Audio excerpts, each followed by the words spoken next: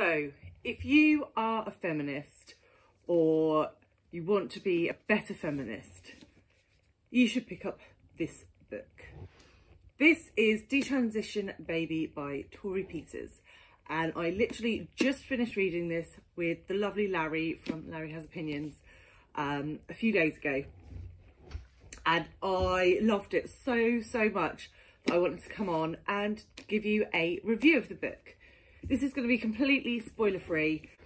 The themes in this book just hit me so hard that I wanted to share it with you all. So this book follows three characters. We have Reese, who is a trans woman.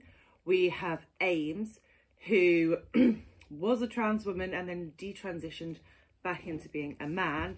And we have Katrina, who is Ames's girlfriend, who right at the very beginning of the book falls pregnant with Ames's baby. I'm not really going to tell you too much more about the plot here. This is about how these characters deal with that pregnancy, how they interact with each other, and how they look to create a family unit with three parents, one of which is a trans woman, one of which is a detransitioned man, and what those roles mean for them. So this book was published in 2020, and Torrey Peters herself is a trans woman, and this book made quite the impression when it became the first book to be longlisted on the Women's Prize by a trans author. Brilliant news for equality and feminism and supporting minorities. Unfortunately, it did not get shortlisted, which in my opinion is an absolute travesty. I have read 7 of the long list, 5 of which were shortlisted from last year's Women's Prize. This, by a country mile, is the best book that I've read from that list. It was phenomenal, and it had my brain working overtime on pretty much every page. So within this, we tackle quite a lot of different subject matters. Obviously, the predominant theme, the predominant subject that is addressed is what is it like to be a trans woman. That is something that I personally have never really considered. I don't know any trans people personally, and so it doesn't really affect my life. It wasn't until I read this that I really started to think about how those people must feel, how those women and men who have transitioned feel, but particularly looking at a trans woman perspective and the way that they are forced really into quite a lot of gender stereotypes in order to prove themselves as a woman, which, let's be frank, is bullshit. No one should have to adhere to any sort of stereotypes to confirm their gender.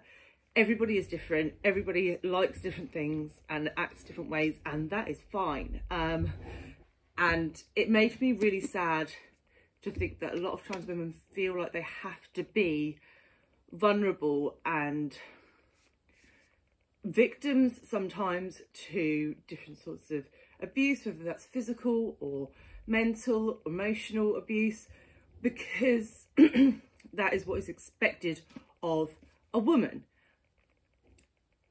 And it made me really sad, and it got the cogs whirring really about what is it to be a woman, and the privilege and the luck really that I had in being born the gender that I associate with, because I don't have to worry about that. I don't have to go out and think, oh, because I'm a woman I must wear heels to look like a woman. It just, it is, I can't even put it into words how that makes me feel, that these women feel pushed into those situations. The other theme that is very prominent within this is motherhood and parenting. And as a mother, obviously I have some views on what my experience of parenting is. And though I was very lucky and I never struggled to have children, for trans women it is obviously a very different story. And though there are cis women that also struggle to have children, for those that aren't aware, cis just means that you were born a woman and you identify as a woman, or you were born a man and identify as a man. But for cis women it's really, really difficult to have children, because obviously the ability to biologically have a child is not an option. So you're looking at adoption really as the only way forwards. And this book is set in America, so it's very centred on like the American systems. I will admit now I don't really know what the systems are in the UK, but in America the system is geared against trans women. So it's a needle in a haystack for trans women to be able to adopt a child, which is heartbreaking, because my children are my life, and before I had children I knew I wanted children, and I can't imagine what it would be like to know that that's never going to be an option for you, or highly unlikely to ever be an option for you unless you had children before you transitioned.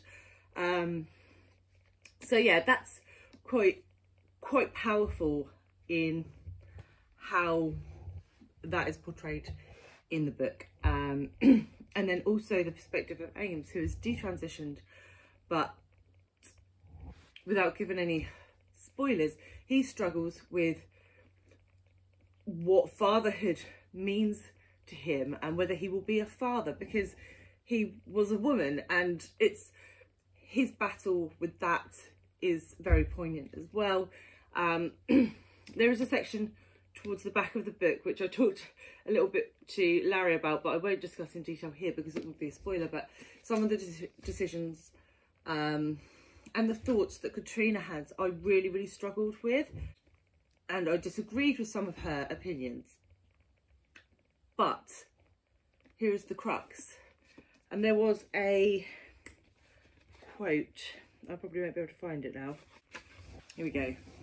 A nimble mind can always uncover the politics to justify its own selfishness. So what Torrey Peters is saying to me in this is that you can sit there and say you're a feminist or whatever in your own mind until someone does something that you don't agree with, and then suddenly your opinion changes. And you adjust your internal politics to suit the situation. And it's true, people will do things that we don't agree with, but actually the important thing is to uphold the principle, and the principle is that all women should be treated equal, whether they were born a woman or not. Read this book. It was so amazingly good. I cannot recommend it highly enough. If anyone has read it and wants to discuss it further, please feel free to drop me messages on Instagram or in the comments. And yeah, and if you do pick it up going forwards as well, then come back to me and let me know what you thought, because this was my first 5-star of the year and it was incredible.